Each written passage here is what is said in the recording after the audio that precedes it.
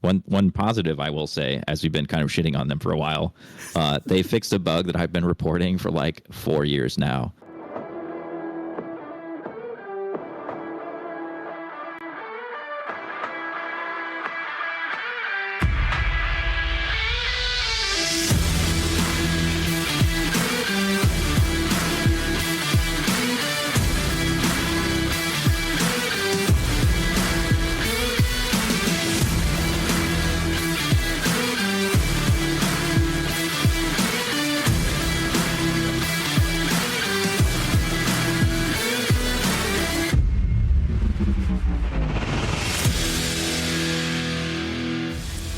It's August the 14th, 2024, and you know why you're here, so let's kick this off right and introduce the players. Hey, I am Jarazar, a WoW esports aficionado. Unfortunately, Big and Treesap Jake are not able to join us tonight. They're busy with work and IRL, but that's okay because I got three wonderful guests here with us tonight. I'm going to start actually from the left side of my screen here. Arms Person, can you introduce yourself and speak about what you bring to the table? Yeah. Hey, everybody. I'm Arms Person. I'm a developer at WoWArenaLogs.com. One of only two, actually. I've been playing WoW since it came out. I skipped only one expansion. I won't say which one. Been PvPing pretty seriously only since like Shadowlands. Before that, it was just like a lot of world PvP and random BGs with the bros. Nice. So, okay, two questions. One, why Arms Person? Where did that come from? It's kind of a joke from Dark Age of Camelot, where there was like an armsman and armswoman. Yep. Because you could play it was like a playable class, and when you picked one of the two genders, you got the name. So I picked Arms Person, but I was actually a mercenary, so like really it was confusing. All right. And what was the impetus that turned you over from random BGs to pushing rating? Yeah, I just like the feeling of being rated, like where I have like an actual measurable at how much I'm improving, and it's just a much tighter experience. Where BGs I always just thought were kind of like a clown fiesta, more or less. They're just so chaotic and crazy. And in arenas, I really feel like you have a lot of control over what's going on, and you can do a lot of analysis about what happened, which if you've ever been to the site, you might have guessed that we're pretty into. Indeed. That's awesome. And yes, your site, by the way, I love it. Okay, I'm going to go to the other side of my screen. Max, Johnny Maxo. Hey, what brings you to the table? What do you got? Well, hello everyone. My name is Max. I'm the guy behind Murloc.io. I've been playing PvP, WoW since the beginning actually. Been doing some arena pretty seriously long time ago, like Burning Crusade. Been also organizing like big scale event like Raid on Capital back on those days with over 100% on TeamSpeak, if I remember the name of the app. Yeah. About PvP for me, it was more like just love fighting with other people. After Burning Crusade, I never achieved like pretty significant like high rating like most of you guys, but still love jumping in and like real life event. So go back and forth on WoW, and every time I was going back to the game, I was checking what the best of the best were doing on the WoW Armory, and that gave me the idea of Murloc.io. Nice. And I have to admit, I appreciate, because you also helped me out and put the podcast on your site there. But I regularly use your site in trying to figure out what the best players are using for their best in slots, because I'm lazy and can't do all the work. So I appreciate that. And last but not least, okay, Winza. Gwinza, yeah, that's right. So basically, I'm building the site you probably all know already. It's called Ceramate. It's and as it stands now, it's basically the fastest and the most convenient tool to track arena activity and character profiles. So I've been I've been playing WoW since 2008, I think. It was patch 1.12 back in the days. Wow. Of course, on a private server, on a local private server, yes. And then I just moved to official servers with the release of Wrath of the Lich King, and I've been playing basically as a priest, as a disc priest. Since season 5, basically. So it was basically just 100% arena games and climbing. Wow. Okay. I'm going to say this kind of tongue in cheek, but isn't that being a bit of a masochist, is playing Disc Priest ever since those early days? Because wasn't there some periods of time where Disc was not so great? I mean, well, I guess it takes some kind of attachment to the spec, to stick with it through all these years. Fair enough. The funniest thing is that I started as a warrior. When I really just first discovered World of Warcraft, I just created that towering warrior, named him XXL, and just started rolling. I really had no idea about like all these stats, all these basic mechanics. I was just like straight up having fun. Yep. Just clapping people with your Yeah. I feel that. I feel that. Wow. Okay. Well, hey, pleasure to have you all here. This is excellent. I can't wait to get into the actual subject analysis. But first, before we do that, we're going to do our need, greed, and pass, which Big Moran left for us before he was able to be here. So let's do this. This likely won't be a clean fight, so keep your distance, eh? All right, so need, greed, and pass. As always, this is a scenario. It's going to have 3 options to it. We'll go around the table, and each person will tell of the options which one they'll need on, which one they'll greed on, which one they'll pass. As always, you can play live right now in Twitch chat, or if you're listening to this after the recording, you can always play from home by going to Discord or going to our Twitter, or pretty much anywhere you can find us and let us know what your need, greed, and pass are. But in the meantime, let's get into this. So the scenario this turnaround is you are given a budget of $5,000 to market or improve your own service. You can spend this money one of 3 ways. You can develop an add-on that makes your service more accurate and more reliable. You can pay a top streamer to advertise your service for 3 months during an expansion release. Or you can hire a second developer to help fix the most annoying problems on the back end of your website. You know, the things that you just can't get around to doing yet. All right. So I'm actually, Arms, you look like you're about ready to jump in on this. So I'm going to throw it to you and see what your need, greed, pass are. Okay, yeah, sure. I guess I'll go in reverse order here. My pass is going to be developing an add-on that makes your service more accurate, because we already have one. And really all it does is just turn the combat log on and off, because there's actually not a lot we can get out of add-ons to improve what we do, because we're actually reading the combat logs directly and getting basically 100% of our information from there. So I'll pass on that guy. The greed one is a little bit harder. I think it's probably hiring a second developer, and that's my greed one, because I'm not sure $5,000 is enough to improve our thing. It's honestly so complicated that it takes a long time to onboard new people, which is probably something we should work on at some point. We are open source. For any of you interested, you're welcome to contribute at any time. I don't have $5,000 to pay you. I'm sorry. But if there's anything you'd like to add, you are more than welcome to submit a pull request, and we would love to see new features.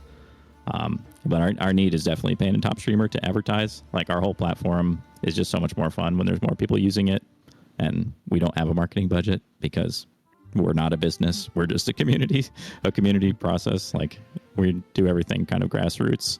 But I would definitely love streamers to use it and just get their feedback and kind of go from there. All right. I like it. I feel you on every single one of those points. I do. I'm going to throw it to OK. What's your need, greed? Okay, so basically for me, it would be similar to Arm's person choices, actually, because I would also pass on the add-on, simply because there is already WoW Arena logs both add-on and the client application, which is awesome, by the way.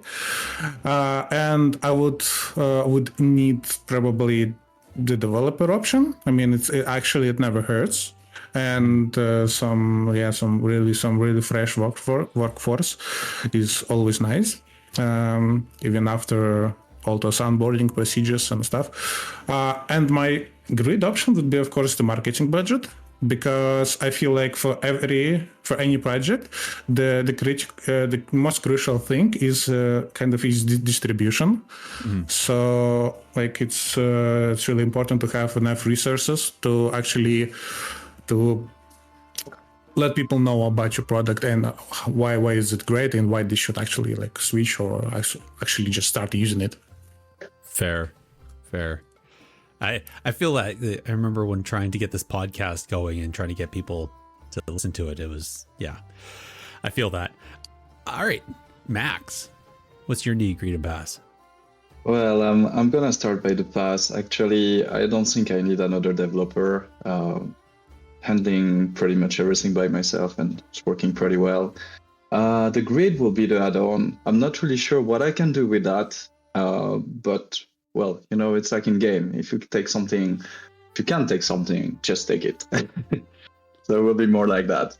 The need will be the marketing budget, because I mean, this is not a skill that I'm pretty good at. So having something that is complementary of what I don't have, and that helps the Murloc to be like well-known, discovered by other people, will be like a huge plus for me, actually. All right. That's interesting. So this is me being dumb in that I don't know exactly everything that the API produces from the Blizzard API, what you get for data. So my need would have been developing an add-on, because I would have assumed that you would have gotten all the more data that you actually need in order to get a proper fulsome database, considering my understanding of what the API gives is not a lot, right? Like you obviously have like some that's definitely loses. Correct. Yeah. So the API does not give you a lot. And the hard problem with add-ons is not so much getting the data, it's getting people to give you the data. Touche. That's fair. That is fair. That was like Ludus Labs. I'm sure you remember that. Yeah. Yeah, he collected, what is it, reflex data? Yes. And it's just like his sample was always pretty small, because it's really, really hard to get people to like go into their files and like upload a file to your site. Like even our client, like we don't have like millions of users to cover like half the WoW population and get like this super huge PvP data set, and ours does it all automatically. Isn't there only like 5,000 PvPers anyways? No. I'm not really sure. There definitely could be on some season.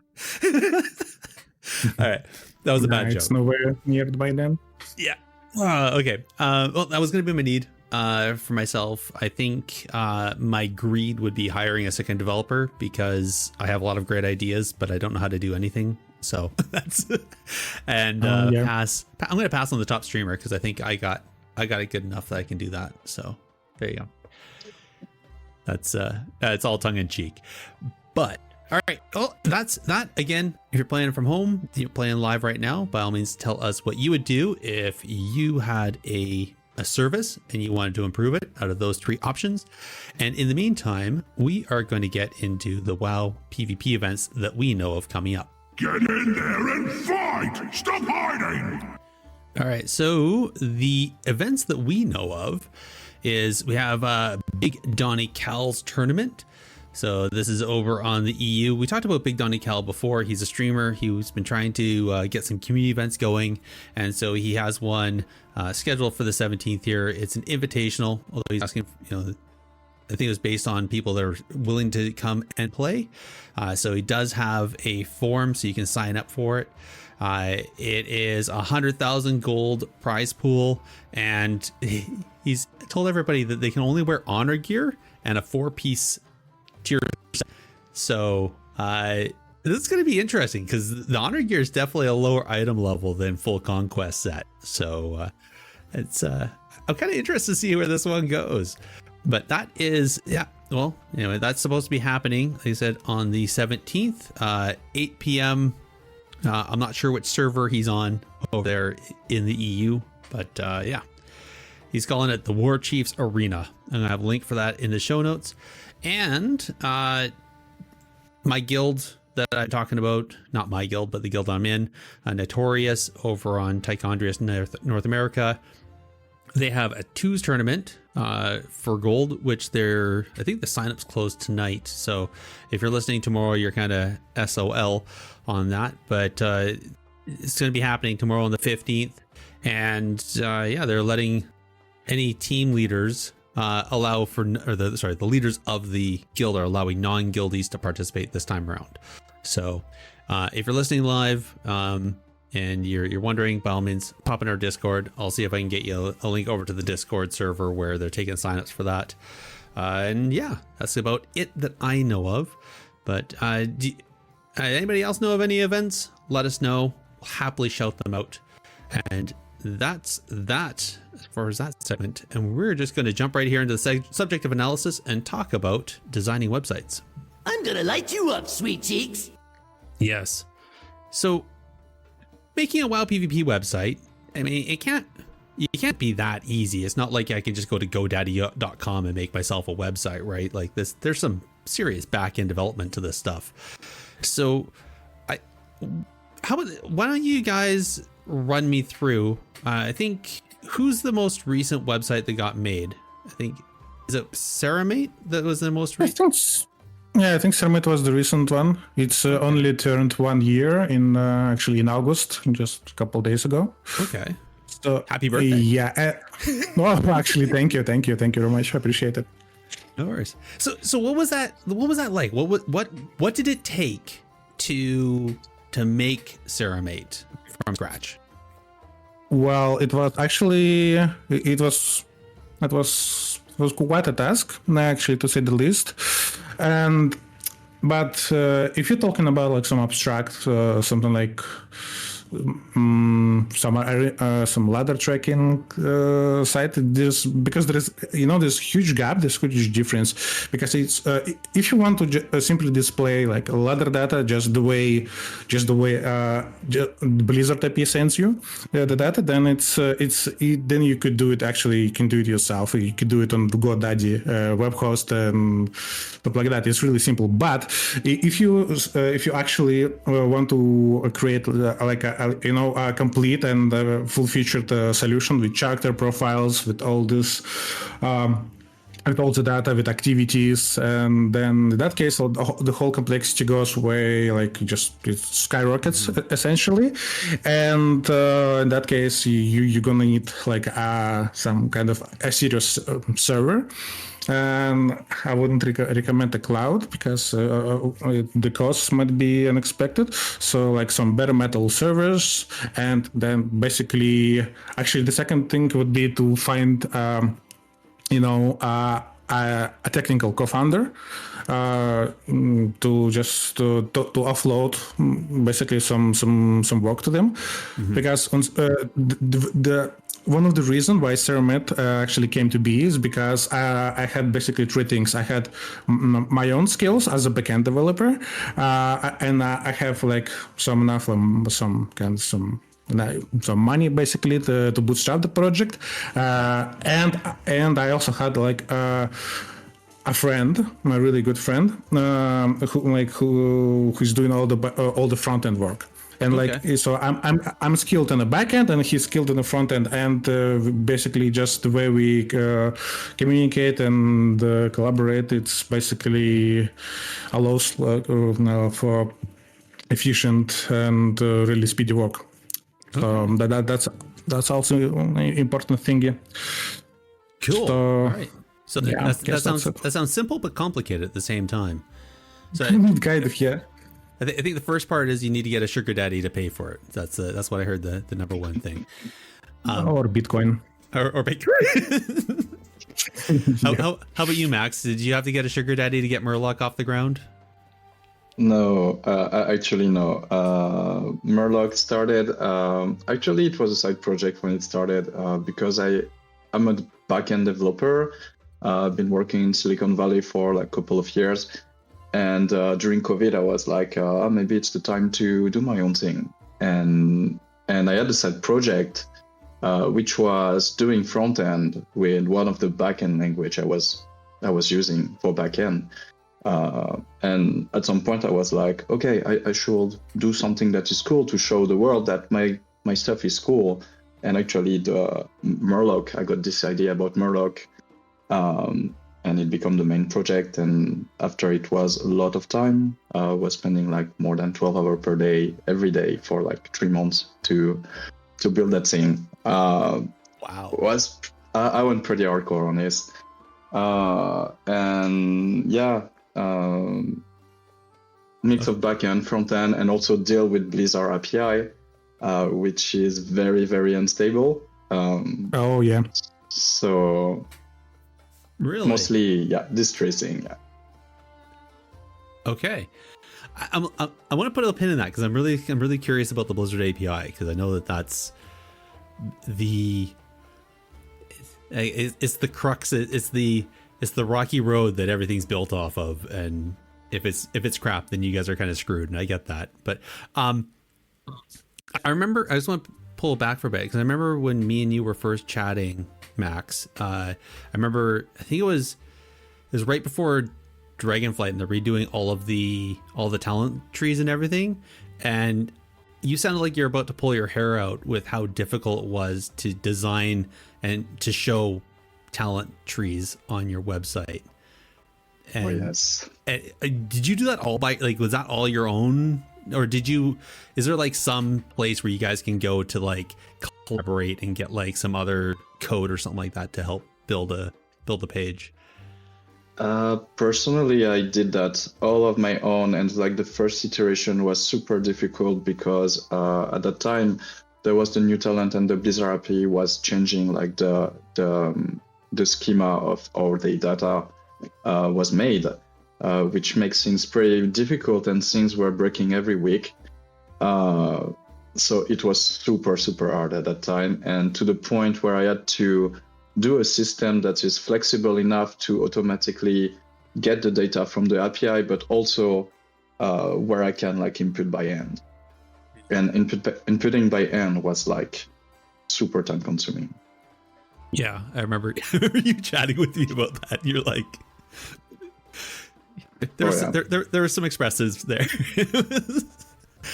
All right, now, Arms Person, for yours, because the WoW arena logs is completely different. Like, it's not. Yeah. So how was developing that? So it's been pretty interesting. You know, we've been running since the start of Shadowlands, and at the start of Shadowlands, I kind of had this prototype that I had been working on for a bit that was just web-based, and you'd have to like upload your logs, kind of like Ludus Labs did, and it wasn't that nice. But then someone else posted their prototype that was like really similar, and it was kind of like the Spider-Man meme. Like, wait, what's going on here? We both built the same thing. Yeah.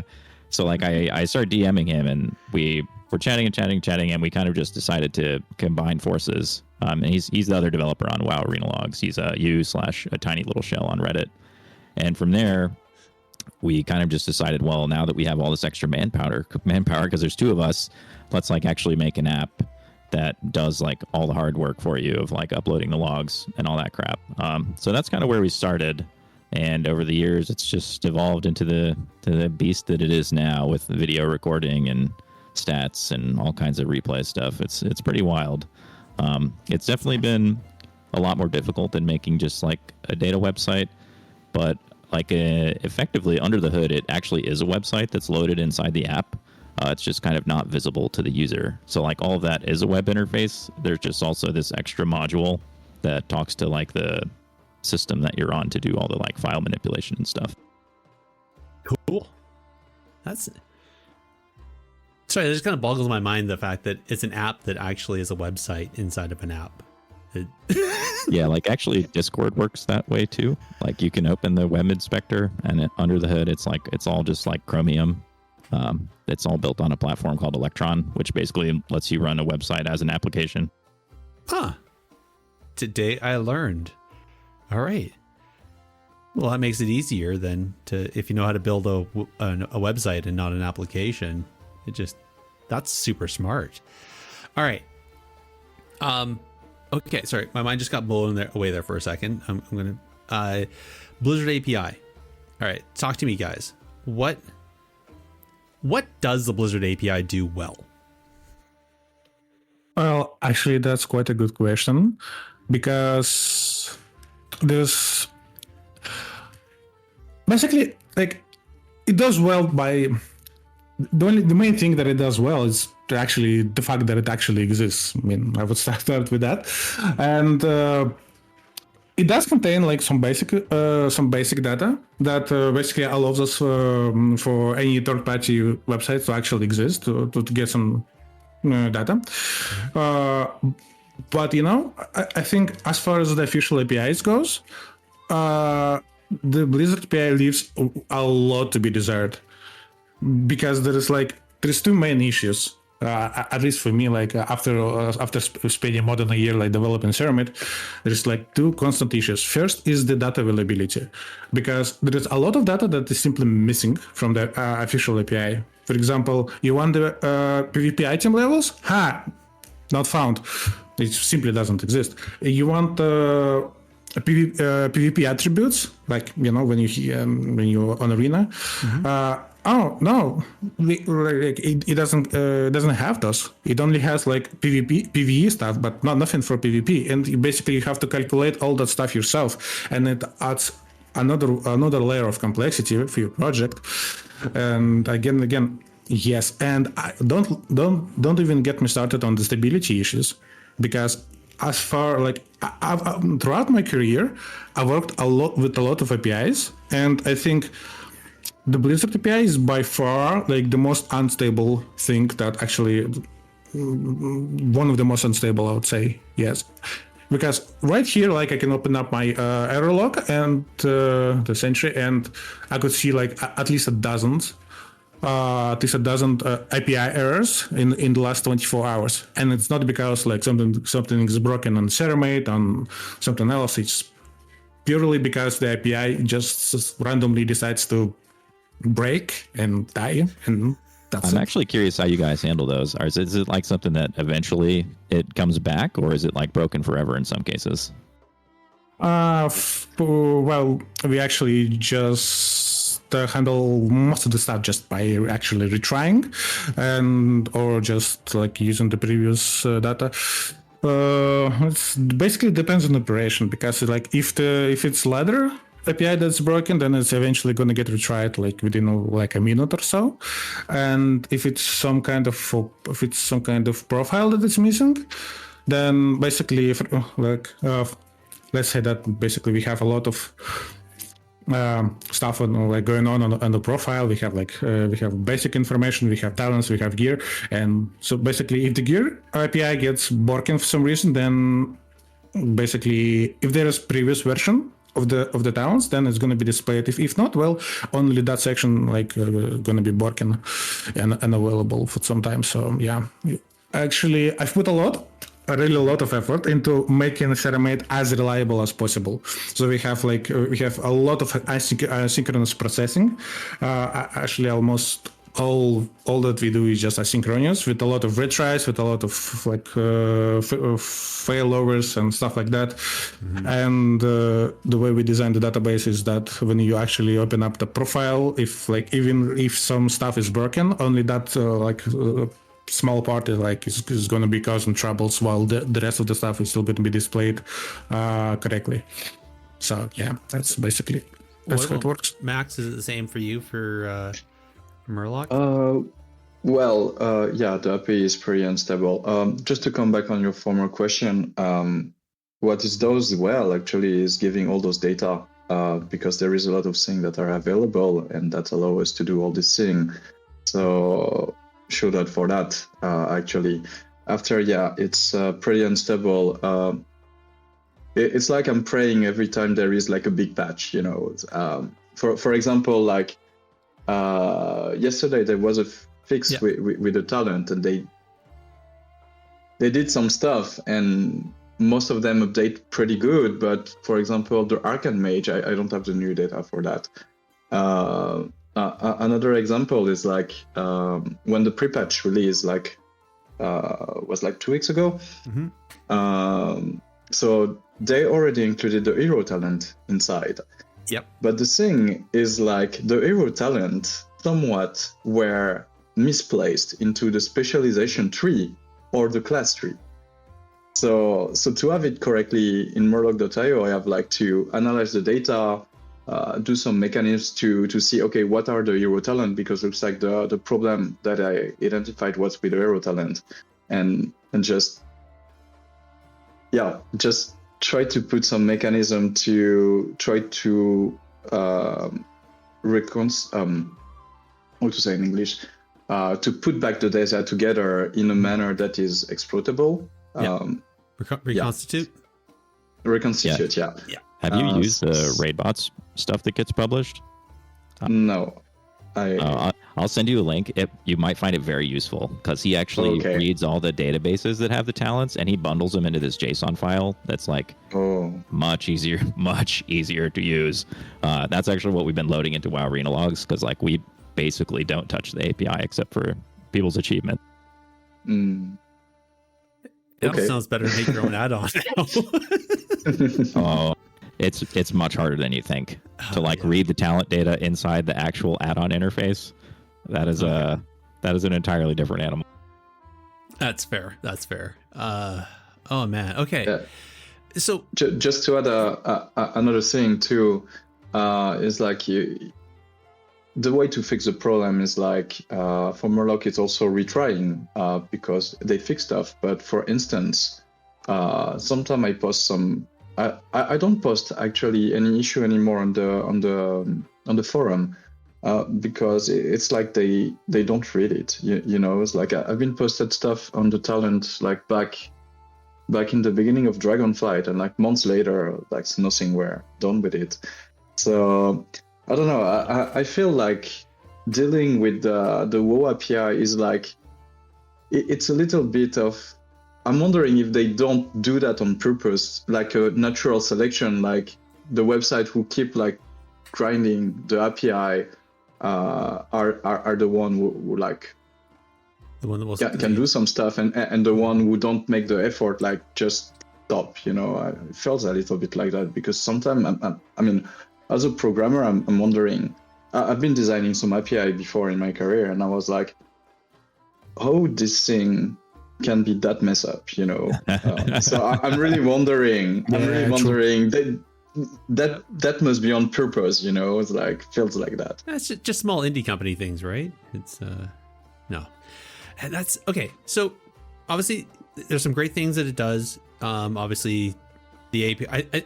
I must say, maybe I'm wrong on this, but if WoW actually has the millions of players that they say they have, that everybody assumes that they have. Is it not a miracle that the API actually works and only fails once in a while? Or in the modern tech stack world, that's like not very good. Yeah. If they had billions of users and it was failing as much as it failed, I could maybe see that, but it's strange how often it fails. Interesting. Especially since most of their API responses is basically just a JSON dump. So they basically just dump JSON and then just serve it from their service. For most of their APIs, especially for leaderboards and stuff like that. Okay. Because all right. Yeah. I just got schooled. I'm getting so educated today. I love this. Yeah. It feels like doing a puzzle, you know. Yeah. It's like you take the different endpoint and it's like you try to get the same data from different locations. Oh, yeah. And try to triangulate everything to be able to have like exploitable data. It's like, for example, it's like I have like workers on the cloud who do all of that work. But Murloc is eating its own API from the data I cleaned, you know. Yeah. Okay. So it's almost like you're taking all this data, moving it, and then creating your own API for your own website to actually function. Yep, it's that, and also there is something you have to deal with the Warcraft API is like rate limiting, because a lot of like websites like us are using that. So the rate limiting is, in my opinion, like pretty aggressive, because WoW have a lot of data that you need, especially when you have to, as I said before, like do that puzzle. You have to get the data for a lot of things in different locations in the API, and like I think the threshold is like 40,000 or 45,000 requests per hour. Yeah, but it's pretty low. Okay. Yeah, it's pretty low for like the amount of data that we need to do this kind of thing. Yeah. So kind of have to trick and play with the rate limiting, which is like it's a challenge in my opinion. And that's where all the caching came to rescue. But yeah, basically, I actually agree. Like having been rate limited by like only 10 requests per second is actually a bit of frustrating sometimes. Like for example, like the Ceramate database contains data for at least over 1 million characters already in just 1 year, and it takes around 2 weeks to actually to update data for each character via API by just constantly just like doing stuff on the back in the background, like, you know. Yeah, so it's around like 1.5 and up to 2 weeks basically to update for like 1 million. Wow. Okay. So, yeah. But you know, another like important point is that actually, because of the fact that Blizzard API is so limited, it basically puts like really enormous pressure on all those third-party developers, and because most of the stuff basically that you could see on other side, it's on any other site, like, you know, Ceramate or just Murloc or just Buffer and Logs, is that added value. A lot of it added value on top of those very limited, very basic API responses. So it really like it takes a lot of work, a lot of efforts to, just like Max said, to actually triangulate something, stuff to constitute, to bundle everything together, and then calculate on top of that. So in some areas, it's actually no surprise to find stuff that is basically calculated on top of other stuff that is calculated on top of other stuff, then and so on and so forth, until like on some basic level, it all comes from the Blizzard API. So yeah, this is a lot of stuff, a lot of processing and triangulating. Yeah, that's crazy. So the servers and everything are just chunking away daily, just trying to clean up the data and making it work for you for what you need it to do. So that means like there must be a lot of assumptions there that you're having to design on as well, right? Or like, is there assumptions on the data that you guys are cleaning up, or is it all just use the data as it is, triangulate the best you can? There's no documentation that I'm aware of. So anything that's there, I think you're just assuming it is what it says it is. Yeah, it's really the computation is really basic, and like for example, we try to make the PvP attributes work on Ceramate, and we can't make it work partially. I think at the moment it's only mastery values that's kind of inaccurate, and when I was like trying to figure out like and to match the values that I'm getting like on Ceramate with my in-game values, it was actually like really surprising to see just how much undocumented stuff like there are. Like for example, the tooltip says that your stamina is increased by 15% from trinket bonus, but in fact like it's actually 20% for like every spec and every like in every role. Basically, yeah, because it was only way for like to get the data, like to actually to match up, you know. And there is a lot of stuff, yeah. So it was really tedious to make all the stuff like match up, and it's all over the place. There is a lot of things that we have to figure out by ourselves. I believe it. Plus, I have the feelings like you cannot also. I mean, people might think, oh, maybe these guys are just developing the stuff and less playing the game, but it's like you have to play the game a lot to figure out like what is right, what is not right, you know. So, and actually, I want to peel this one over arms because under WoW Arena logs, if the API isn't giving you proper PvP item levels, I'm assuming it's not giving you actual like all the PvP tuning and all that. Like I know that's in the database that they ripped from the game. Yeah, so that's where we're fortunate that we don't use the API. Yeah. The only thing we really use it for is showing achievements. Everything else is actually recorded directly in the combat log. So like when you start an arena match, it actually writes down all of your equipment that you're wearing and every talent that you've chosen and like a whole bunch of other stuff into the combat log to like describe all the players. So like the stuff we're showing is actually what happened in that match. It's not what the WoW API is giving us on that day. It's like it's actually what you were wearing that day, which makes it, I mean, it's like a double-edged sword, right? Because we had a very similar problem when Shadowlands rolled over to Dragonflight. Like all the whole talent structure inside of those messages changed and we had to redo everything, which is, it's not going to happen quite as badly this go around, but we're basically just subject to a different API. It's like the combat log API, but it almost never changes. One positive I will say, as we've been kind of shitting on them for a while, they fixed a bug that I've been reporting for like 4 years now, which is that in the combat log, it like reports the time that everything happens. So it's like, you know, month, day, hour, minute, second, etc.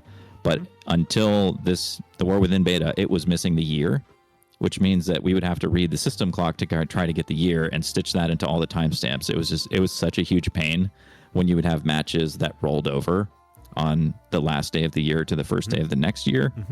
There were so many bugs that could happen, and like matches would be a year off in their time. It was such a mess.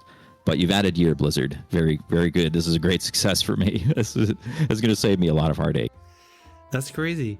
So the combat log, does it use UTC then? Like, does it use internet time or? No, it reports your system clock time.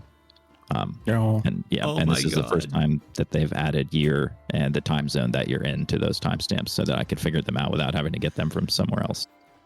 Oh my gosh. Okay. That sounds painful. That's good on you, Blizzard, for putting in the 2-digit year. That's awesome. That's is it 2-digit or 4-digit? Oh no, it's a 4-digit year. Wow. Okay. All right. So we won't have to worry about Y2K. All right. That's good. That's nice. Okay. WoW API. If I can just ask you, what's one thing that you would say, the one thing you wish it was there? Max, what's something that's missing that you wish was there? Sure. For example, maybe more precision, like when you get the talent data, for example, and there is the same talent for different specialization, you're gonna have the same description, which is like for one of the specialization, you know.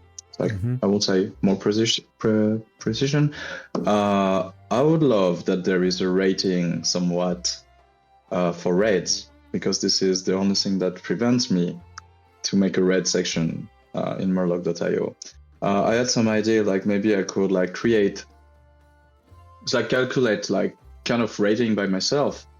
But the thing is like the red leaderboard doesn't show like the current season. It's a hall of fame of the previous season, so I cannot even like try to generate like a rating so I can do a red section. So yeah, maybe a red section, red rating that is actually on the current season. That would be great. Like a raid MMR almost, or like a okay. Okay. Winston, which one? What's one thing you'd like to see? Actually, like my wish list is, I would say, consists only like of 2 points. First is is the match history for each character. Like not of what we have today, which is actually nothing. The detailed information of each of every match obtained through official means would be actually huge. And the second thing is to the currently active character API. So basically, when the user is logged in and it's like the user is playing like some character, then it would be really really great like if there would be a way like to expose like which character is currently active, because these two things combined could allow like for some really creative tools to come up. Okay. And yeah, that would be really valuable and great additions, because the thing is, like, if you remember the OG armory, Wolf Armory, like from 2010, you would be surprised like to see that everything was there basically back in the days. Like the match history, the detailed match data, like healing done, damage done, everything was there. But then at some point it was just simply removed, and that's unlucky. So something a request that I often get for Morlock actually is if I can show the different composition of teams. Mm-hmm. I think that this is something they used to have like back in Burning Crusade or later. I don't remember when they released the WoW API, but under Armory you could see like what was the composition. But I think it's more related to the way they're handling Arena. Because before you had to properly create a team. So everything was indexed about what character there is inside. Now you're just like teaming with anyone, so that makes things way more hard to do this kind of thing. Yeah, I think that's when they changed that, exactly. When they moved from the team concept to the personal rating, and they revamped everything. Now, Arms, I know you only care about the achievements that come out of the API, but is there anything that you'd like them to do? Yeah, I mean, so I say we only care about the achievements. There's actually stuff we just read the databases to get. And specifically like spell icons and cooldown information, like how many charges they have, what talents improve them, all that kind of stuff. If that was just in the API in some easy to digest form, that would be awesome. Like right now, the way you have to get those, if you want accurate data, like for every single spell ID, you have to read it from the database. Like there's just no way that you're going to get a complete set without doing that. It's really annoying. Okay. All right. I just realized that I just asked you a question that basically was what's the one thing you would change that I'm going to ask you later, but it's okay. I'm pretty sure I'll have another one. All right, good. Okay. One last couple, actually a few other,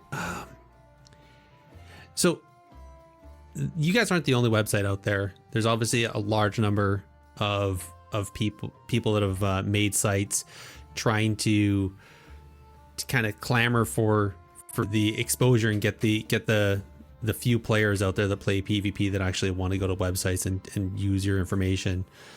How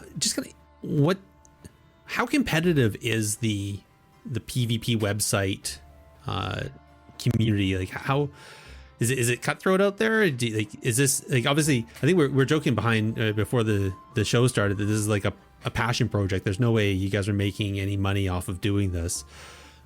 But I'm just like, is that how honestly I know I'm kind of asking a bit of your business, but how true is that? Like, is this being a passion project, and then also like how cutthroat it is based on the limited number of players that PvP in a competitive enough style that be wanting to use a site? Well, yeah, go ahead. I can start. Okay, so basically I would say that it's true that it's like all these projects were born like from passion, so but it still doesn't cancel the fact that they like some of those projects could be monetized. But as we all know, like the WoW PvP, actually, like it's the market is kind of thin. Actually, if you compare it even to like PvP people, so and the amount of sites for PvP, like, yeah, it's a bit too much. I would say it's quite competitive because we already have like at least 3 like decent sites for PvP. We have Druswar, we have Czech PvP, we have Cermet, we have like a bunch of others. And so yeah, it's actually pretty competitive. And basically, when I started Cermet, and to really stand out, I really decided to put everything that I could into like crafting the best UI and the best UX possible, so that everything could look clean, and work fast, and so that basically it could be on some like the basic subconscious levels, so it would be like really kind of pleasant to interact with. And I think to make your site stand out, I would say that's the first thing you should really care about is UI and user experience, to make everything like smooth, clean, fast, and everything. So yeah. And I appreciate that. Like I know how. No, thank you.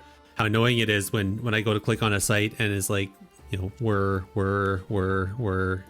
the site uploads, and half the worrying is all the banners and everything showing up as well. But I understand that's to pay the bills, so be it.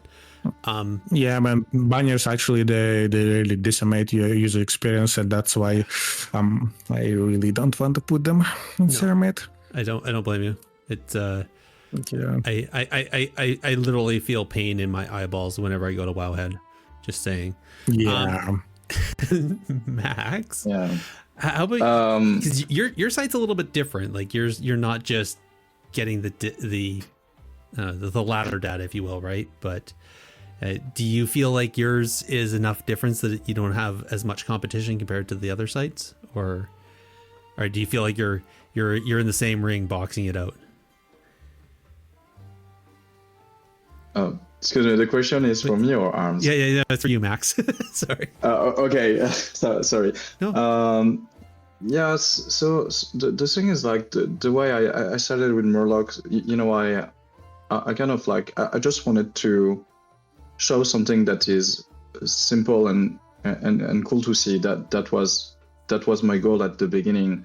Something that first doesn't look like a website. I mean, if you look Murloc, it looks like more like an app actually. Mm-hmm. And the goal was I wanted to create something that is not conventional website, and where you could like get this kind of info like in 3-click. So that was my main goal at the beginning. A difficulty that I found, but was not really a difficulty, is like when I release it, I release on Reddit, and it's like the thing is like WoW player are kind of attached and emotional to the tool they are using, It's like when I released Murloc, I got compared a few times by to, I think at the time it was the Loot District. They were doing something similar apparently, but not that similar, but got compared to that. And some people say, hey, Loot District look better. Some people just like the newcomer who was me. Mm-hmm. And at that time I felt that there was like some competition, but I was like more like I don't care. I just want to do something that I'd like to use, and the market is enough big for everyone to be able to shine. It's like if you get stopped because some people say, oh, someone have already did something or did something similar, you don't do anything. So it's more a question of, yeah, it's a passion project. You want to do something, just go for it, and you see how the audience react. So yeah, for Murloc it was I want to propose something a bit different, something easy to use. From the feedback I have, it looks like I'm doing not bad with that. Probably some stuff to to improve. But then, I kind of see some people who say, oh, I want to do like Murloc, but improve on the interface. And then, well, kind of see that it's kind of a copycat, but the execution is pretty good, So when I think one of the example I got is I think it was WoW-Valor.app. And when the guy released that, I was like, this looks pretty much like Murloc, but oh damn, the UI is pretty good. So you can like, okay, you got inspired by me. I'm gonna take a little bit what I like on your website and integrate to mine. And it's like competition is something good. It's like it puts some fire behind you. It's like if I don't move my ass, someone's gonna take that spot. And I think it's pretty healthy to have like competition to push the envelope forward. But it's like that with everything. You can see it for WoW. It's like during COVID, it got pretty threatened by Final Fantasy XIV, and look all the good stuff we have in Dragonflight right now. So it's competitive, but it's doable. It's like if you have patience, if you want to put the time, it's doable. So sorry, one question. Is there a lot of copycatting? Like, is there a lot of like people going into people's websites and copy and pasting into their own to make stuff? So far, I think I saw two. I had the feeling that the new one, Archon.gg, was a bit inspired. They data come from other sources. Okay. So at the end, the product is pretty different, but the way they present things, I feel like a little bit, but I will not say they are a copycat though. Okay. I've got like two copycat, I think, and WoW-Valor in particular, like really impressed me in the way they executed that shootout to them actually. Cool. Yeah. That's some good sportsmanship. I like it. It's By the way, one thing that I would really like to add about Murloc, basically as a kind of user, it's not only like the project actually does and provides like some kind of, I would say, unique value.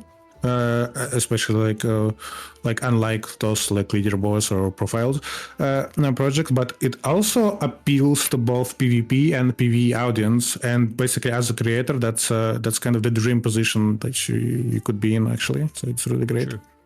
Sure. Yeah. So the thing is, like, since Murloc is based on ratings, when they release like the Mythic Plus rating, I saw an opportunity to do something with that. So.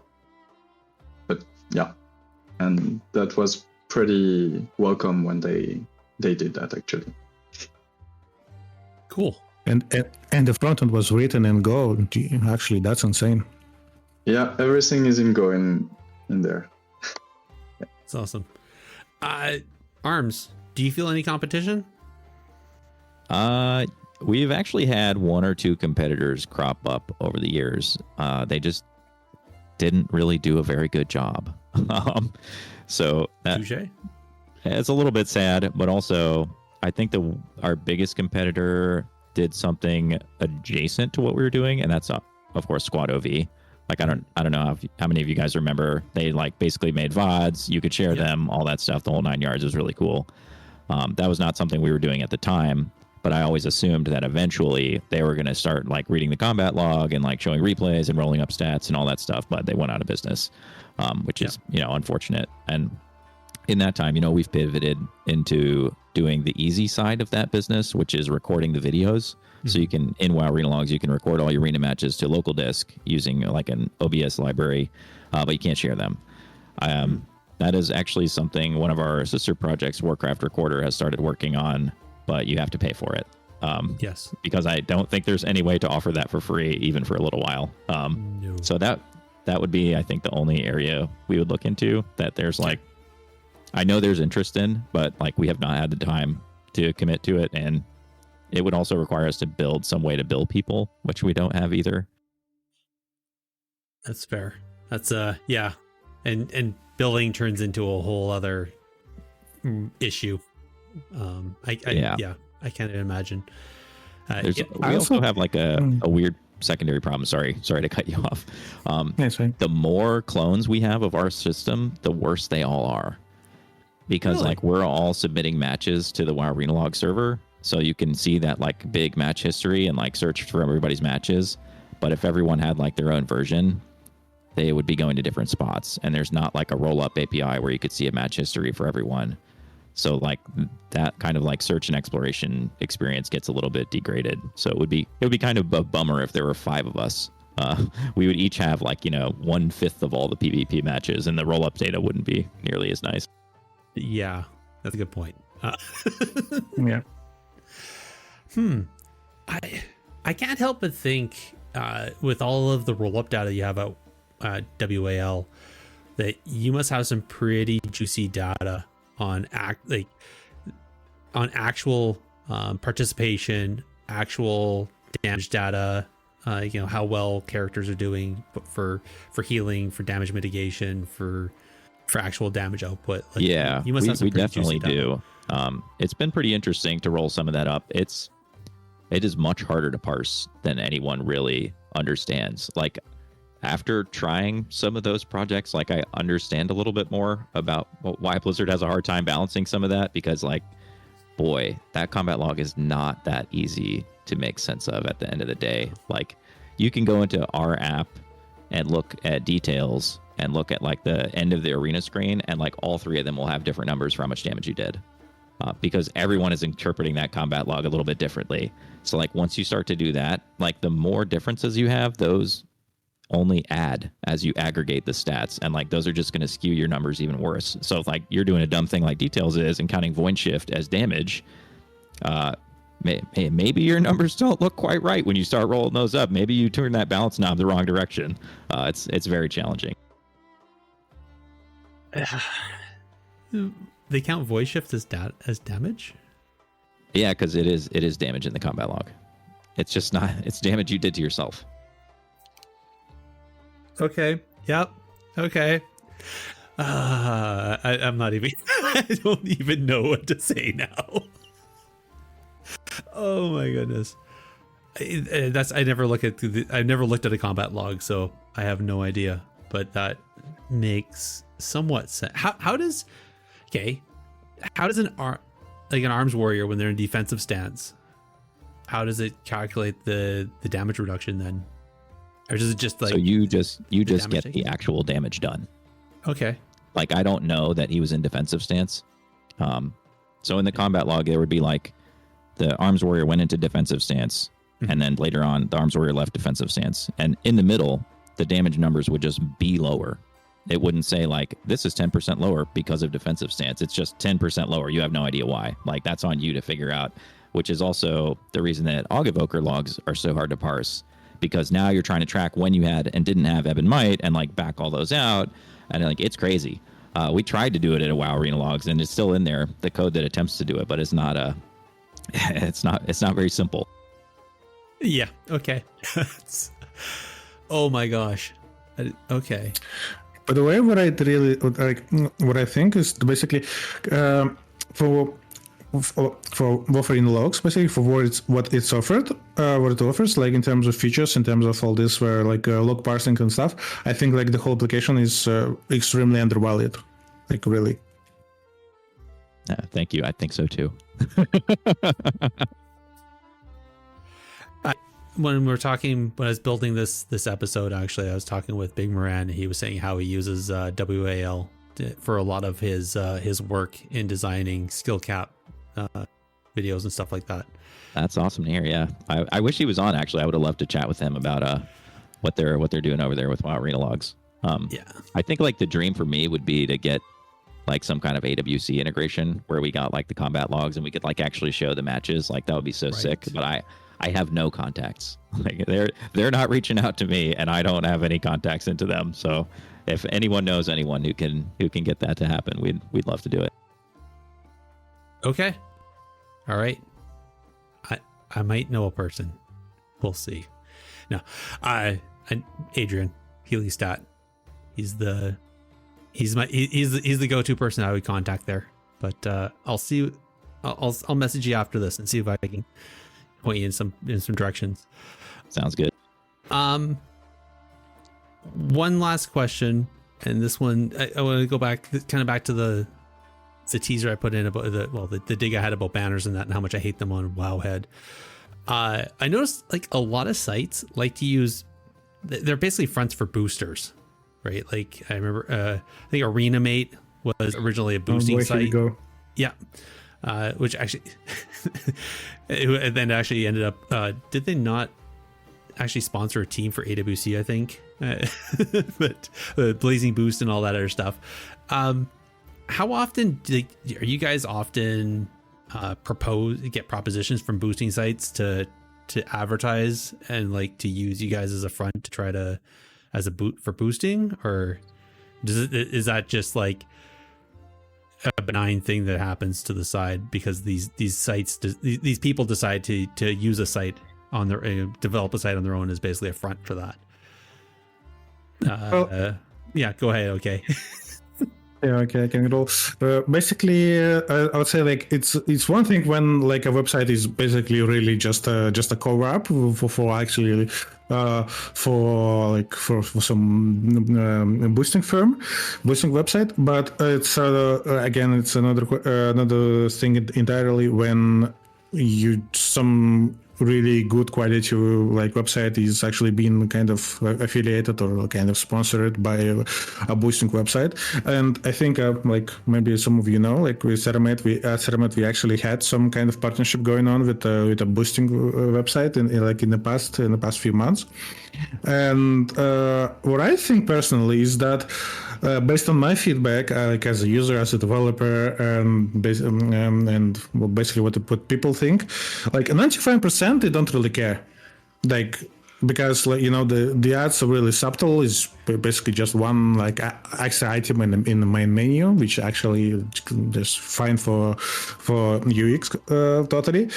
Yes, but there is still going to be that like fraction of community of content creators that are kind of directly sponsored or affiliated with Blizzard, and they might not be so inclined to interact with your project as long as you have like some kind of like boosting ads on your site or something, just because like they really prefer to stay on the good side of Blizzard, and they will do anything about that.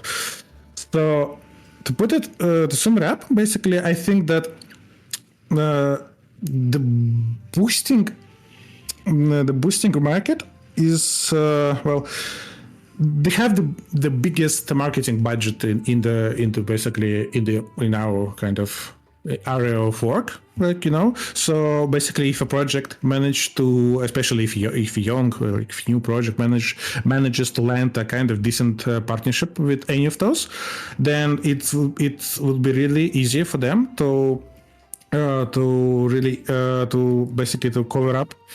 cover all their operation costs just like that. So it's instead of just going all like the long way, like with Patreon subscriptions, with all this like merch or just banner ads and stuff like that. So yeah, but like I said, it's kind of a double-edged sword. So you have to really think about it, because on the other side you might get kind of excluded some sites, some subreddits, something like that. Yep, become the black sheep. So. Well, kind of. So it might really limit your kind of your reach, and your distribution might suffer as a result. Fair. Max, did you ever have a worry about that? Yes. So when I started, to monetize Murloc, at the beginning I was using Google AdSense, which is most of the website use. And the thing is, like in Google AdSense, like the quality of the ad are pretty low actually, and you get a lot of like those companies who post display ads about boosting. But I mean, at the time I could not do anything about that. So you could see some like standard AdSense ad who come on Murloc. later on I changed, and looks like I didn't see ads about boosting for a long time. But who knows? Maybe some can slip sometime. I couldn't know. I got one time. No, actually, it happened like 2 times. A guy contacted me on Discord and asked me if I wanted to put their ad and redirect to their website about boosting, and I just replied that I was not interested. And I've got some tentative on Discord where these people post message on the thread, but I ban immediately when I see it. Actually, Interesting. Yeah. What's the reasoning? What's the reasoning there? I'm just kind of curious. The reasoning about that is like Murloc is about getting the data from the game, and it's kind of like you try to figure out by yourself. You know, it's like you're digging into the website, and it's like the principle is like you try to find the info. You know, you have to, even if Murloc give you like some good insight, there is still some work to do a little bit by yourself to try to figure out what works. And I really like that idea. Boosting kind of go against that because, yeah, you ask other player to play for you, you know. And I don't really like that idea personally. I think it's good to have some stuff that help you, but not someone who will do the job for you. I feel more comfortable with that kind of like way of playing. So it's just like personal view of the game.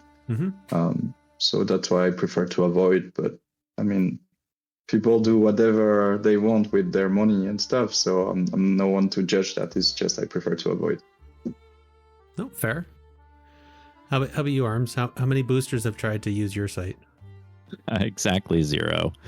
Maybe we're not popular enough for the boosters to come to us. I don't know. I mean, we've always been kind of, you know, in the same way, philosophically oriented toward self-improvement. And I think serving ads for boosting is definitely against that for us, at least. I guess like on a side note too, I think serving ads in like an application is also still kind of rough. Like people don't like that. Like people are willing to tolerate banner ads on websites that they scroll past.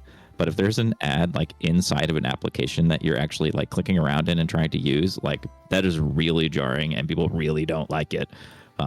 That being said, you know, if you want to try to keep us running, it's patreon.com/armsperson. Please donate. Actually, I'm going to subscribe right now. Excellent plug. Excellent plug. All right. I'm kind of out. Like, I know a lot of my questions are superficial, but that's only because I don't understand the background to developing a website and that. So, I guess amongst yourselves, maybe you guys could kind of talk about.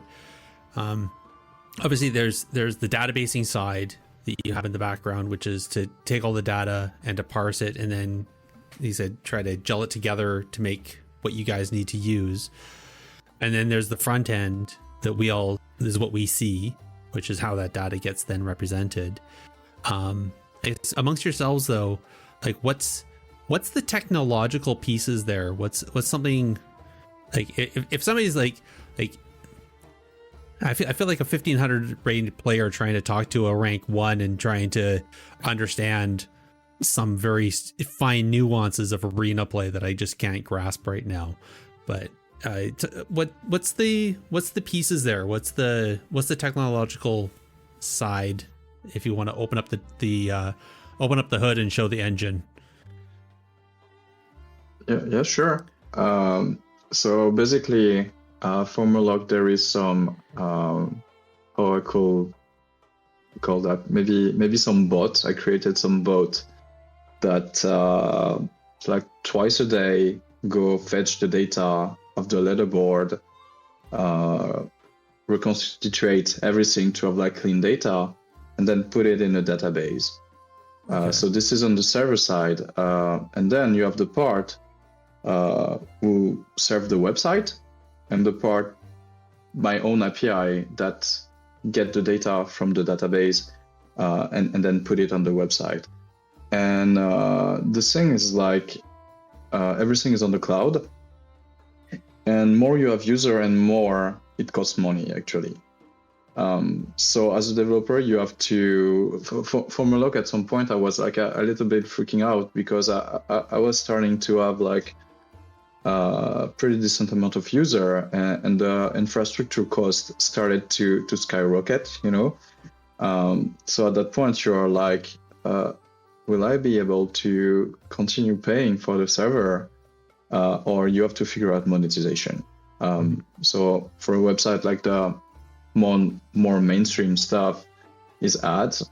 I try with Patreon too, but I don't know how it works for you guys, but Patreon for me is like I have some Patreon, but clearly this is clearly not enough to keep things running, at least for Murloc.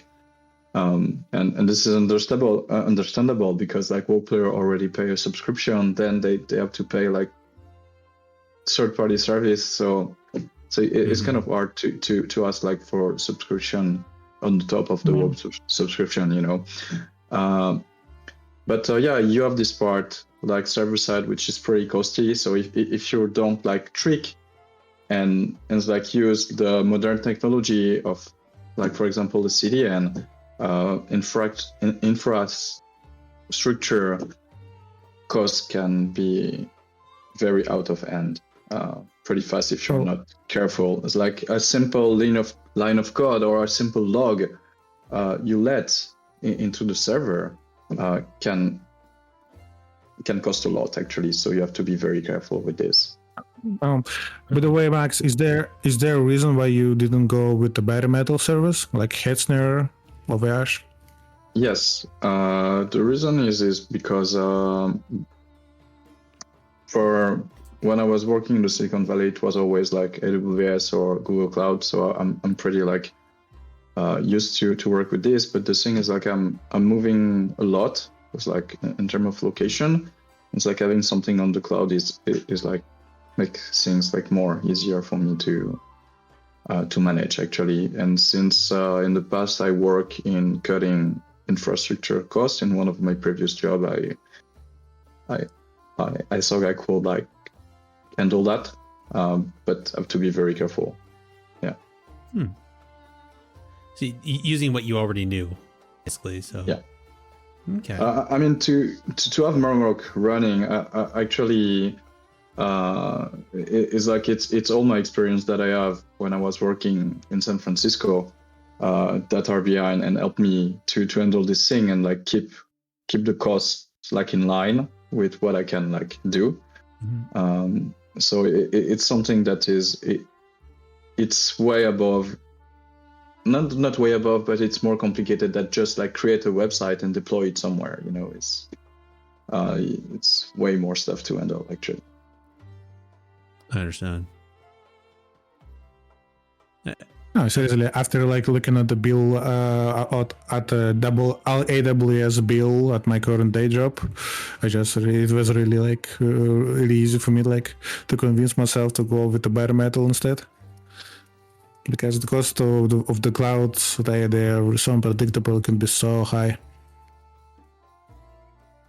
Interesting. It's like basically in the cloud, every request that you make, every data that you serve directly, you pay for it. So more you have user, more you pay.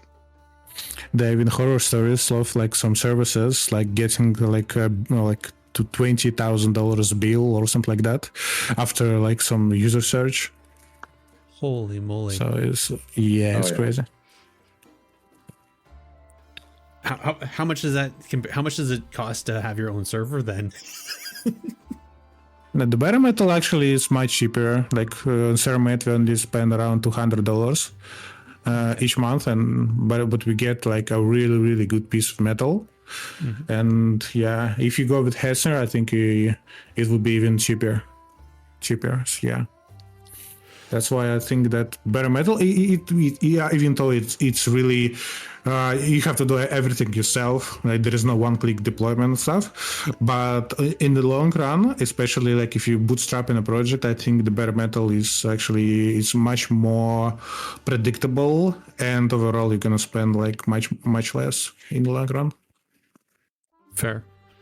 Well, Yeah. for an idea, it's like at some point in Murloc, I was over 1,000 per month in infra cost. Whoa. Did some work, so now it's pretty stable. It's around 200, 250. But I have to trickle and find some way to reduce all of this, actually. Yeah, That's nice. that's $800 savings. I mean, that's impressive. But wow. Arms, I haven't heard from you though. Do you have anything under the hood there that you want to? Yeah, it's more of a question of trying to figure out where I start. There's quite a bit under the hood. Obviously, like we're not uploading videos, so we don't save those. So those are not on a server. Those are free. The most expensive part for us is just storing the actual combat logs. Which, if you ever look at the actual combat logs, even for a single match, they could be like 10 megabytes. And towards the end of Shadowlands, we had, I think it was a little over 2 million of them stored. That was too many. We were paying, I think it was like $250 a month back then, but we spent a lot of time getting that way down to where we just really limit what we store and limit what we're keeping for the long term. And now our bill is like in a really reasonable spot for how much we're doing. We're on Google Cloud for what that's worth. I think we probably could have gone bare metal. There's really only one really specialized thing on Google Cloud we use called Firestore, which just some of the queries that you can do for the data were really helpful for our search tools. Interesting. I guess does having it on Google Cloud or having it in the cloud, like, does that make it more reliable as well rather than being on bare metal? Like, because it's not like Google goes down.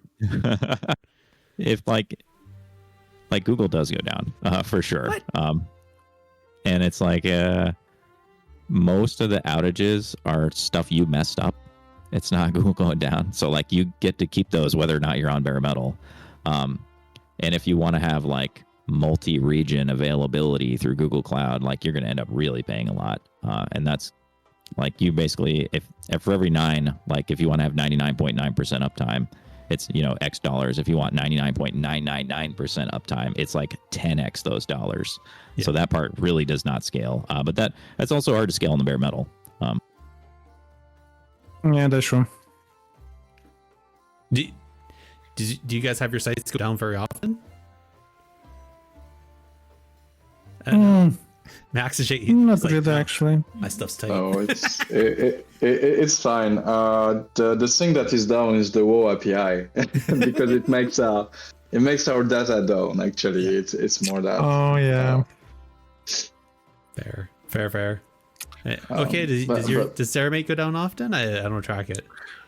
Actually, man, because of the issues, actually no. Yeah, also the Blizzard API issues don't really affect us too much because, like I said previously, I really did put a lot of effort into making everything like reliable, fail-safe, and stuff like that. Mm-hmm. But there's one thing that we still have, like this tiny downtime, like which is like less than a minute every time we deploy a new version to production, which is kind of due to the fact that we still use like Docker Compose deployment, and I really planned like to migrate to proper Kubernetes so we could mitigate that completely and do actually zero downtime deployments. That would be actually great.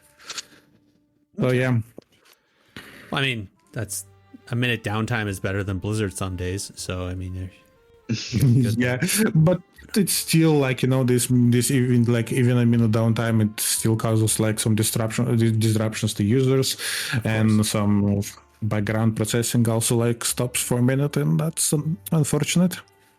But overall, like the Ceramate, at Ceramate we like there is a lot of background processing happening. Like for example, we handle there's around 300 messages that we handle each ladder update.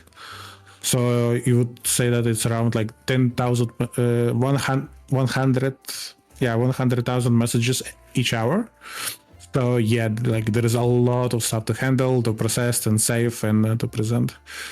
Especially like, you know, your highest achieved ratings.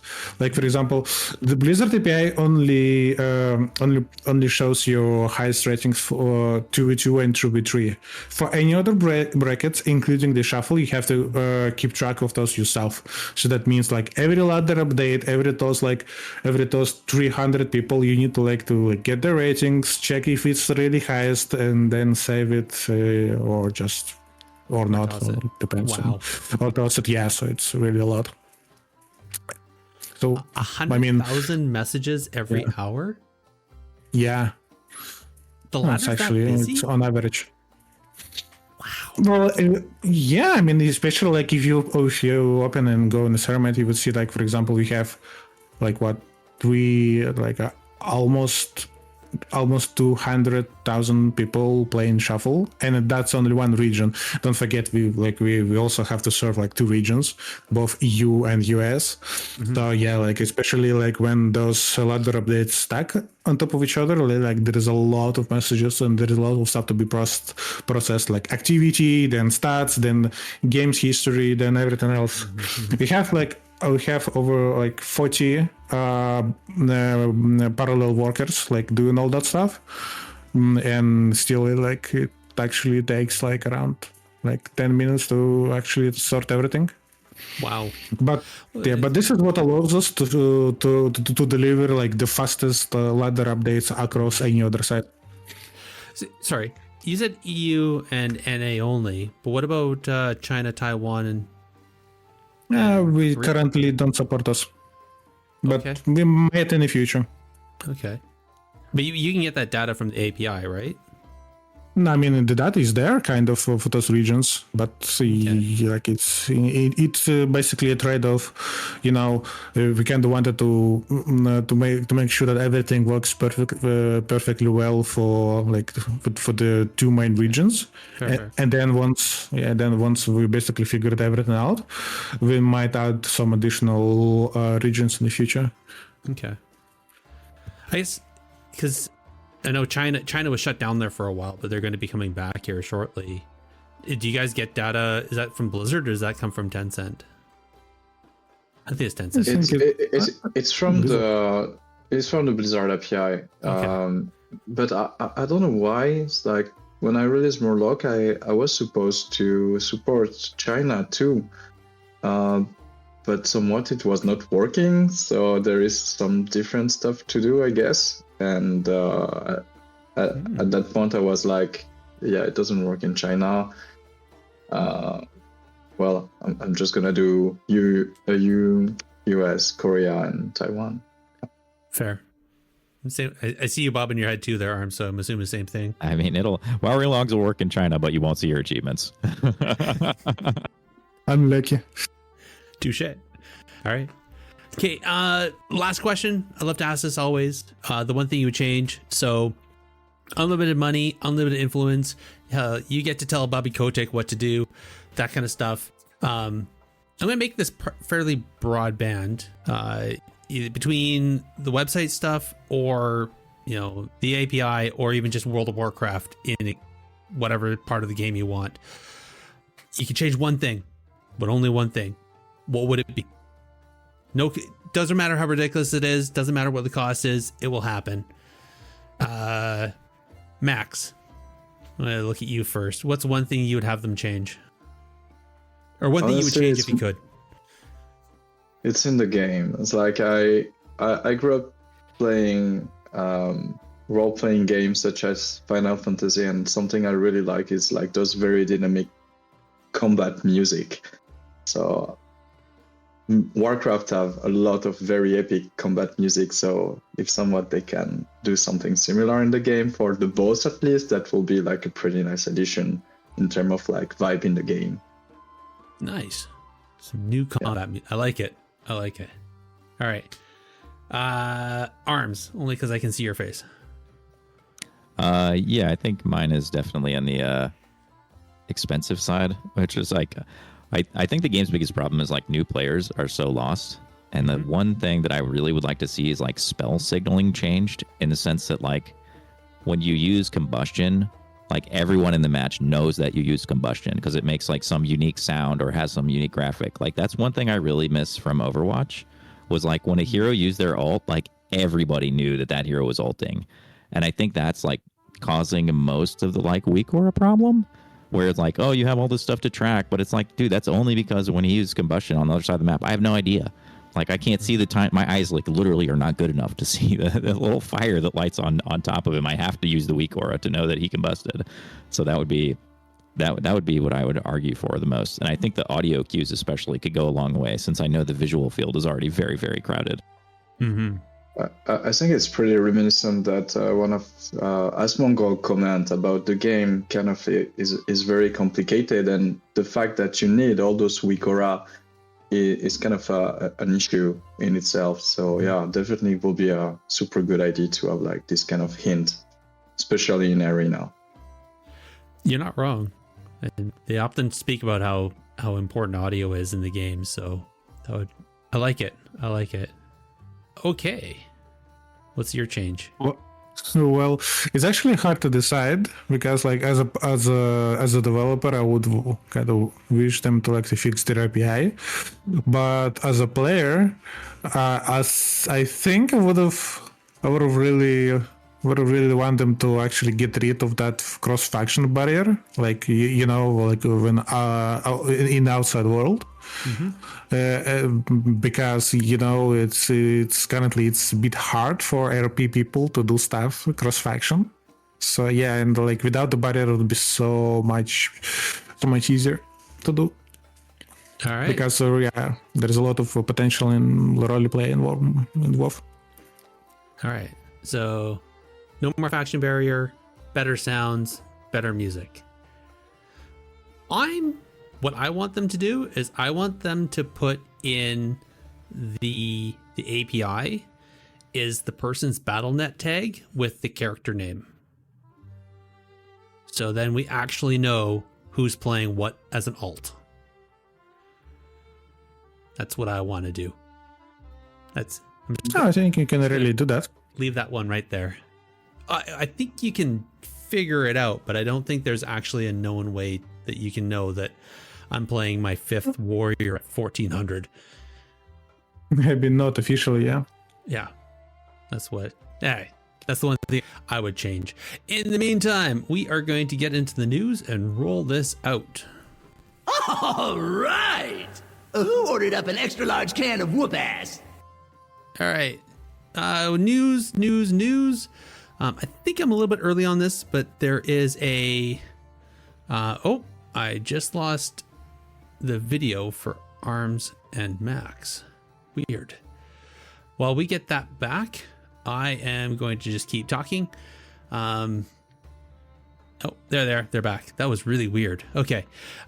So break the meta. So Raider.io likes to do this every once in a while. Usually at the end of a season, they call it the break the meta.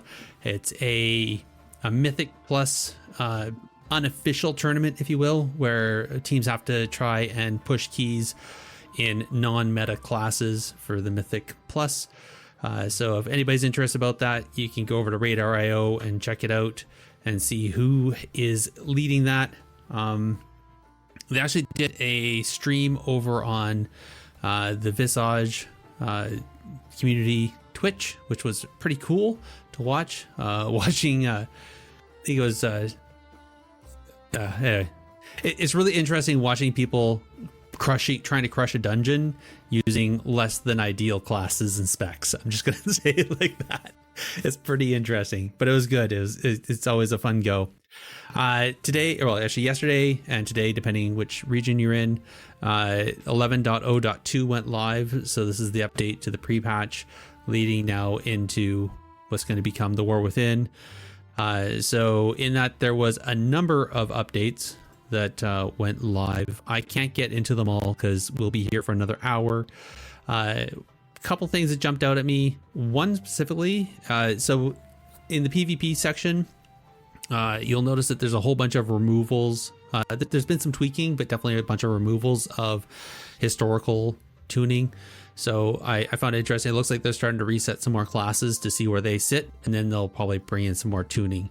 One that really jumped out at me was for monks, Earth, Wind, and Fire, where you summon the alts.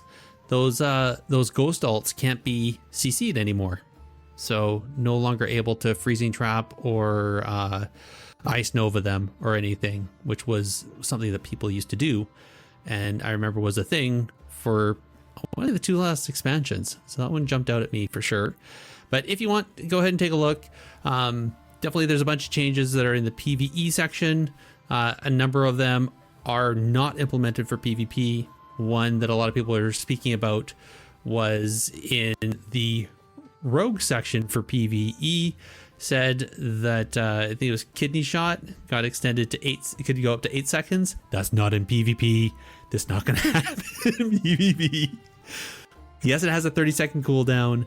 No, it's not going to be 8 seconds in PvP. It's still going to be 6. So don't worry about that.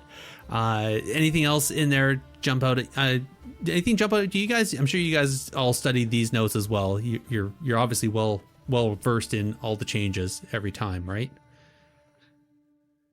Yeah. Okay. Only when the site breaks. Yeah, not really. Only when the site breaks. Oh, only when the site. Okay. Yeah. Touche.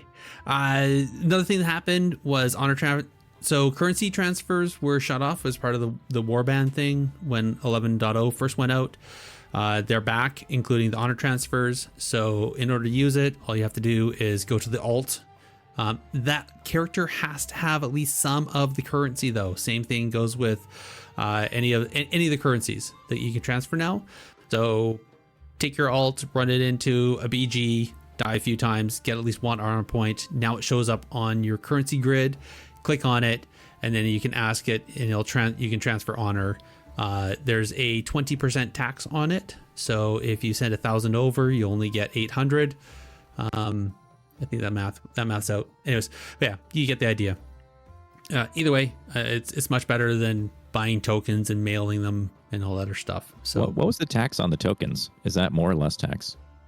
I think it was 15 or 20%. Somebody was saying that it was 40% originally when they put it in, and then it got reduced to 20% now. So I think it's still reasonable. I think farming honor on your main and then transferring it to an alt is very reasonable. Yeah, no, I'm super glad that's in the game now. I hated using the boxes, and it was even worse when you couldn't transfer it at all. Yeah, yes. And the boxes wasn't so good. Yeah. Well, this at least is a neat way, and I like how they're using the war bands for that, which is a great idea. I think the other, and I'm going to jump a little bit. So there's another one here that is the currency reset. So, and this is important only because we're just talking about honor. So they're going to reset currency on the 22nd. So honor is going to reset on the 22nd, and it's going to be dropped. The cap's going to be dropped down to 4,000 only for that initial early access part. And I think the idea is that they don't want people to be able to farm and bring up and have, start the war within with 15,000 honor. But that also means that you're only going to have 4,000. So if you're going to ship it around, it's going to, good luck with that. That said, another thing is for the war mode gearing. So trophies of strife aren't going to exist anymore, no longer required. Those only going to be bloody tokens. And they're going to have 2 tiers of war mode gear. And the tier 2 is purchasable from a war mode vendor with bloody tokens. And the tier 1 gear, which is lower gear, you're going to get through just war mode activities. So go out, do the world quest, get the tier 1, go to the vendor, upgrade, or just buy the tier 2 stuff, which is pretty good. Yeah. So I think those are the 2 things that I think were tied pretty close together and important for PvP news. And if anybody hasn't seen, there was a recent WoWcast that was just published over on YouTube. So that's with Linksy there from the community management team talking to Morgan Day. and a couple other, I think an engineer and the UX designer talking about War Within and some of the changes. I'll be honest, not a lot of news as far as PvP. The one thing I will highlight is Morgan Day pointed out that he actually likes to play, he used to play YOLOs a lot. He loved just hopping in and doing no voice YOLOs for RPGs. And now he's going to be doing Battleground Blitz, rated Battleground Blitz, because it's essentially the same thing. And just go in there and have fun and play the game. Couple other things. Up and coming. Shoot, I guess that should have been in events, but maybe not. Speaking of the Visage community, they're going to be hosting a WoW roundtable for the War Within, and that's going to be coming up here very shortly, if I'm not mistaken. It's going to be here on the 19th, starting at 7 p.m. Eastern, and they're going to be talking about raiding, Mythic Plus, and PvP, and kind of what to expect and how to get yourself into, get ready for the end game content that's going to be happening in the War Within. And our friend Cherry is going to be participating in that as the person speaking to PvP. So highly recommend go and give that a listen if you are, if you've been out of it for a while and kind of want to get into it. And and last but not least, this is one that actually just got added in last minute. There's a new website. So of all the websites you guys have, there's another website that's actually coming out, and this one's called wow-mate.com, and it's for looking for group. So it's to help people find teammates for PvP and get into it. So a link for that is going to be in the show notes. But again, it's pretty simple. wow-mate.com, and you can log in using your BNet app. So you just link it to the BNet app, and then it just pulls all your characters, which I think is pretty typical for a lot of sites like that. Alrighty, that was it. That was all. That was really fast, actually. I didn't even get you. I'm sorry. I told you guys you could talk, and I didn't shut up. Anything about any of that you guys want to speak to before we end the show?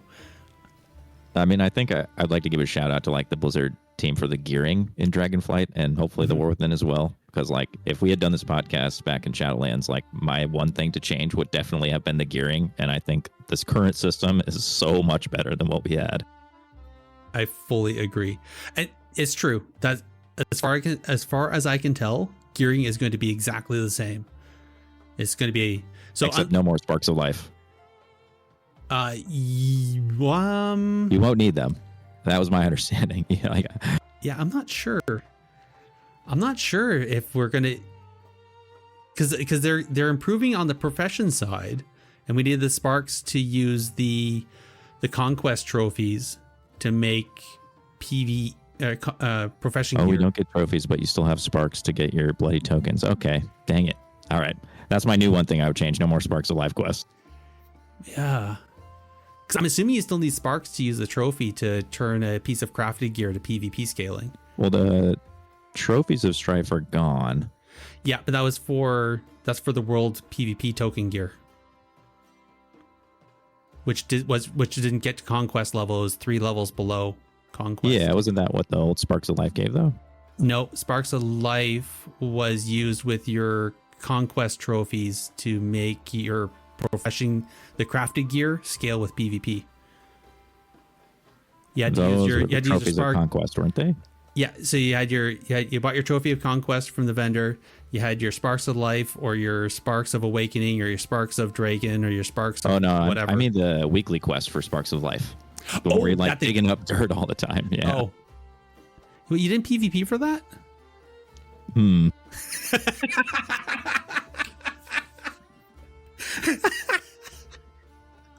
Not every time. No. Okay. I didn't either. That's okay. That's why I'm laughing. Yeah, you're right. Okay. So I don't know. I don't know if there's going to be a weekly for bloody tokens. That's a great question. Oh, honor level. Okay. Yeah. Yeah. No. Okay. No, somebody's saying no sparks, but there's still a weekly to get bloody tokens. Okay, so Okay. the Sparks of Life quest is going to exist. You just don't need to do it to get trophies. You just need to get bloody tokens. All right. Wow.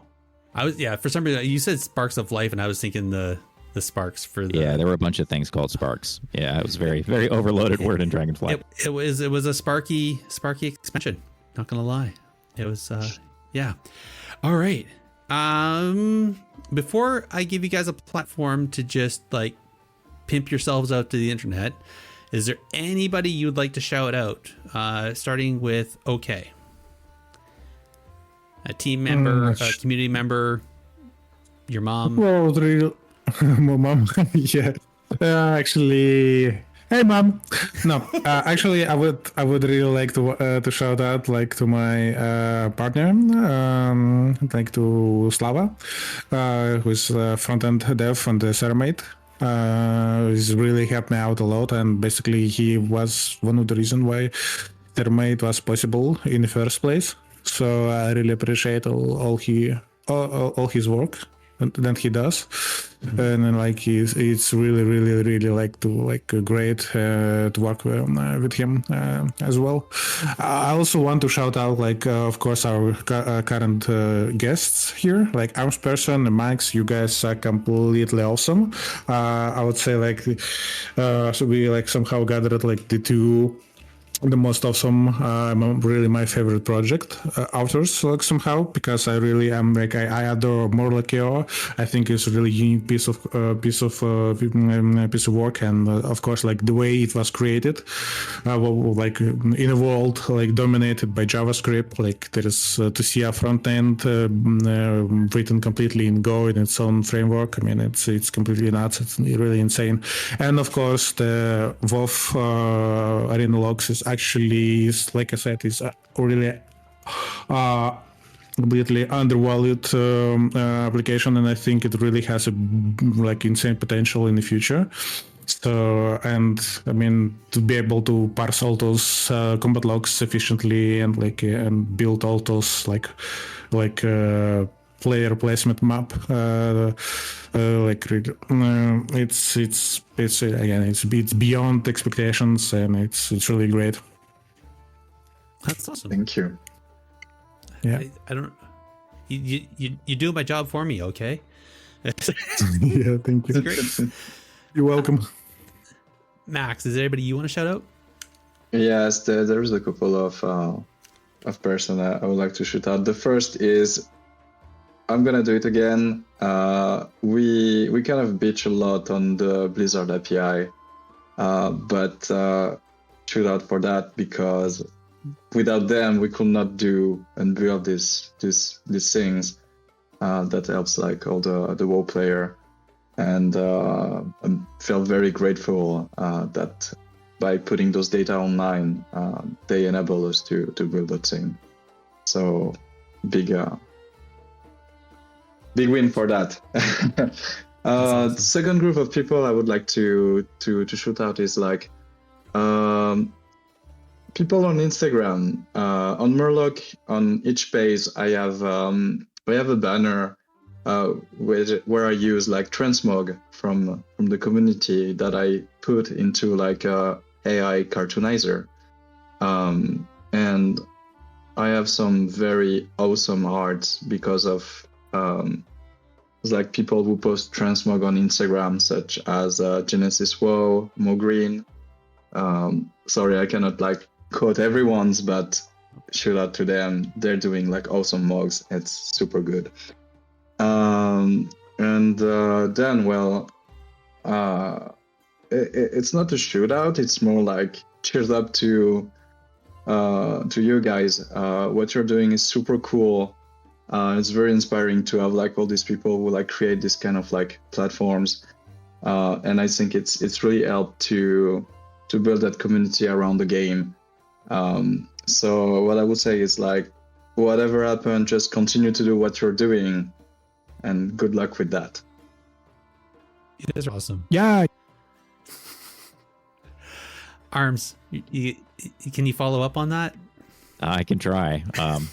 Yeah, I mean, I guess I'll start for a shout out to like all the site creators who didn't make it here today. You know, there's a ton of great sites. Like Ceramate and Murloc are two I use all the time, so I'm super appreciative of those. But there's so many out there now, and it's amazing how many developers we have really trying to make this stuff work. The biggest shout out I can give is to my co-creator at WoW Arena Logs on Reddit. He's u/a tiny little shell. He's put in, hundreds and thousands of hours into this project, and without him, like it would not be here today. So huge props there. And probably the final one is just a big shout out to all of our patrons who are really keeping the lights on over the years. We would not still be running if we didn't have constant patron income. That's gotta love the Patreons. And yeah, I was going to do a shout out to you guys. The reason why I called this website or this episode the Meta Developers is because literally you guys develop your websites help develop what the meta is each season. I think it helps provide that information for people to figure out what they're going to play and what they're going to do, and yeah, a little bit of the flavor of the month, sure, but I think without you guys, a lot of people would be still floundering in the dark trying to figure out every season what they're doing. So kudos to you. Okay, time to pimp your stuff. I'm going to do reverse here, starting with Arms. Where can people find you? Where can they find your stuff? Yeah, check us out at wowarenalogs.com. We do VOD recording, match analysis, log uploads, log parsing, all kinds of awesome stuff. We'd love to have you there.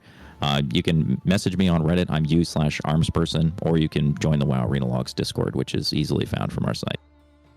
Perfect. Max. Well, Murloc.io. Come talk on Discord. Also, I'm pretty active on Instagram too. Send me your mugs. Yeah. All right. Simple. Okay. You're the ringer. Well, yeah. So basically, it's ceramate.com. So that's. And also active, kind of semi-active on Twitter, which is like /Oquinza, just like my account username. And also active in the Ceramate Discord. So if you have any piece of feedback or suggestion, or if you just simply want to hang out, just join us. The link is in the footer on ceramate.com. So just join up and we could have a chat. Awesome. Well, thank you guys for joining us. And for anybody who's still listening and wondering where they can find myself or the show, you can tweet us directly at technically_pvp on X.